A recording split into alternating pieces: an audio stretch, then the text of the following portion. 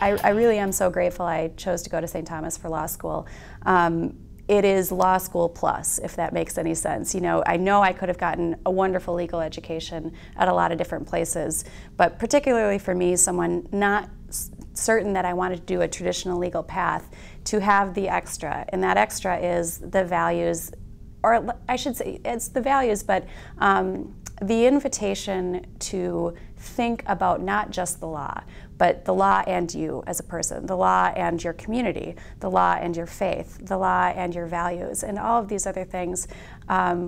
It adds a richness to that 3-year experience that I absolutely think carries forward and is somewhat transformational. Might be too strong, but it certainly impacts and colors how I consider myself as a professional, how I consider myself as someone who will, in the end, contribute something to this world. And so I think a little more carefully about that.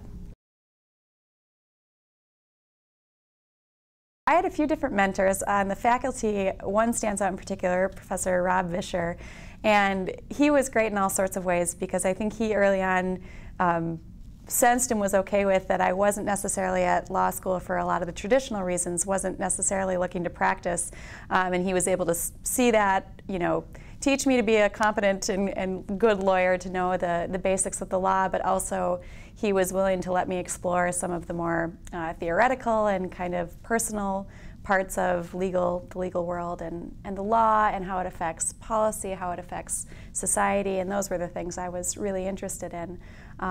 So he gave me the leeway and latitude to do some exploration in that. Another mentor of mine was twice was in the class of Professor Patrick Schultz, now Federal Judge Schultz, and had the really good fortune of learning not just the very substantive, technical, legal things he was teaching, and they were very technical courses, but also seeing in action, really the highest level of a legal practitioner, also kind of the wit and wisdom he brought to it.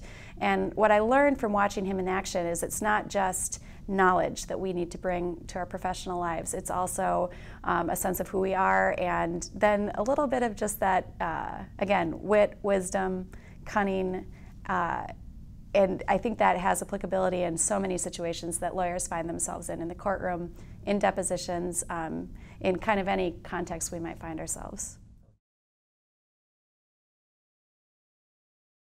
Long term, I think a significant impact my experience at St. Thomas will have on my career is the time and effort we spent talking about mission carries forward into how I think about my work on a day-to-day basis. I'm not just trying to complete tasks to get them done. It's wanting a level of competency, but also at the end of the day, what is the good happening from the work I'm doing? Even if that's attenuated good, because so often in day-to-day work, it's a long path to get to what am I actually accomplishing here. But St. Thomas taught me in 3 years to always have in front of me, what is the point? What is the purpose? Where is the mission in this? Where is the vocation in this? And that is a mind frame and a way to look at life that I think is fundamentally different than a lot of ways people are taught to think about careers and also life. Occasionally I make it back for law review symposiums and kind of the various speakers and continuing legal education credits they have going on at the law school. I also work hard to stay more personally in touch, not only with some of my friends and colleagues from school, but also with a few key faculty members who I still will turn to when appropriate for questions and guidance. Dean Lisa Brabbit, I think, is the most connected person I've ever met, but she and I will try to have lunch once or twice, every couple of years, and just I know what's going on at the law school, and she keeps in touch with what's going on in my life. So connections like that I know from other colleagues in the legal field who didn't go to St. Thomas are somewhat unique.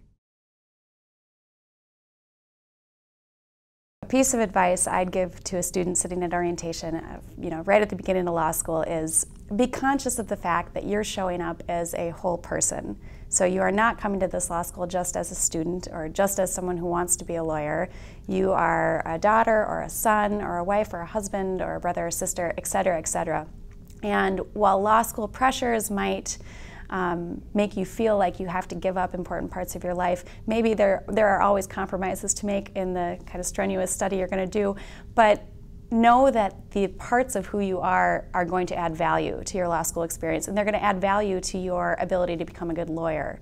So don't leave who you are at the curbside when you walk into the law school. Bring it with you. It can inform what you learn about the law. It should, in fact, and it absolutely needs to inform who you become as a professional and who you become as ultimately as a St. Thomas lawyer. But so be conscious of and keep in touch continually with who you are, both in the legal classroom but also outside of it.